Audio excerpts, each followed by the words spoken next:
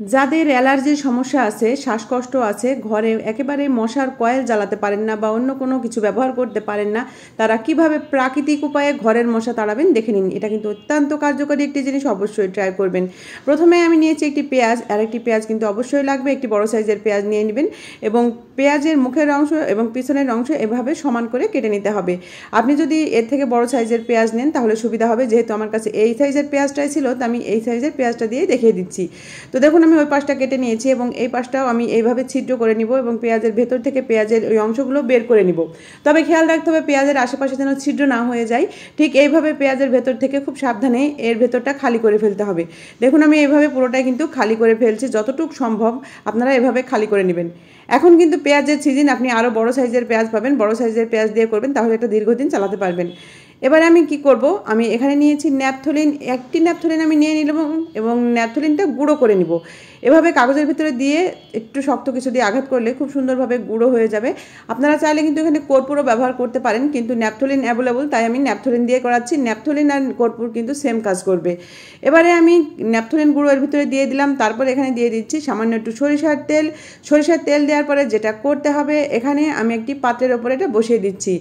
এবারে এখানে আমি নিয়ে নিচ্ছি লবঙ্গ, যেই লবঙ্গর মাথায় ফুল আছে বেছে বেছে সেই ধরনের লবঙ্গগুলো নিয়ে নেবেন। তারপরে লবঙ্গগুলো আমি এর ভেতরে দিয়ে দিচ্ছি। এইভাবে লবঙ্গর ফুলটা উপরের দিকে দিয়ে ঠিক এইভাবে আমি 4টি লবঙ্গ গেঁথে দিলাম। যদি বড় পেঁয়াজ হয় 7-8টি লবঙ্গ আপনারা এইভাবে দিয়ে দিবেন। এবারে তুলা নিয়েছি, তুলা যদি না থাকে আপনারা কিন্তু এখানে টিস্যু পেপারও ব্যবহার করতে পারেন, তবে তুলাই ভালো হবে। আমি সব রকমই বলে দিচ্ছি, আপনারা যেভাবে পারেন সেভাবে ট্রাই করে দেখতে পারেন।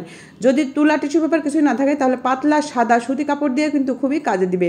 এবারে আমি এখানে একটা তেজপাতা ছোট ছোট করে এভাবে কেটে এর ভিতরে দিয়ে দিলাম, আর এটা সলিতা আকার করে এভাবে এই তেলের ভিতরে ডুবিয়ে দিচ্ছি এবং কিছুটা তেল আমি এর উপরে দিয়ে দিচ্ছি যেন এর মাথাটা খুব সুন্দরভাবে ভিজে যায়। দেখুন ঠিক এইভাবে করে নেবেন, নেওয়ার পরে এটা জ্বালিয়ে দিবেন। এটা কখন জ্বালাবেন, যখন সন্ধ্যা লাগবে তখনই এটা জ্বালিয়ে দিবেন। দেখবেন এর একটি যে ধোঁয়া সৃষ্টি হবে, এই ধোঁয়ায় কিন্তু একটা মশা আপনার ঘরে প্রবেশ করবে না।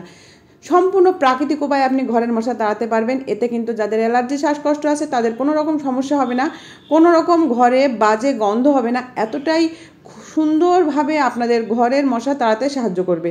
এটা যে একদিন ব্যবহার করে শেষ হয়ে যাবে তা হবে না। এটা যখন দেখবেন ঘরে আর কোনো মশা প্রবেশ করেনি বা মশা কামড়াচ্ছে না, তখন বুঝবেন যে আপনার ঘরে কিন্তু এই ধোঁয়াটা কাজে দিচ্ছে, তখন এটা কিন্তু নিভিয়ে দিবেন। পরবর্তী দিন এটি আবারও কাজে লাগাতে পারবেন। এভাবে একটি পেঁয়াজ দিয়ে আপনি অন্তত 1 সপ্তাহ চালাতে পারবেন। ভিডিওটি অনেক উপকারী, অবশ্যই ট্রাই করবেন। ভালো লাগলে লাইক দিয়ে দিবেন, শেয়ার করে দিবেন, সবাইকে দেখার সুযোগ করে দিবেন। আর দেখুন কত সুন্দর ধোঁয়া সৃষ্টি হচ্ছে, এই ধোঁয়াই কিন্তু কাজে দিবে। তো সবাই ভালো থাকবেন, চলে আসবো নিত্য নতুন টিপস নিয়ে। সেই পর্যন্ত বিদায় নিয়ে নিচ্ছি। আল্লাহ হাফেজ, আসসালামু আলাইকুম।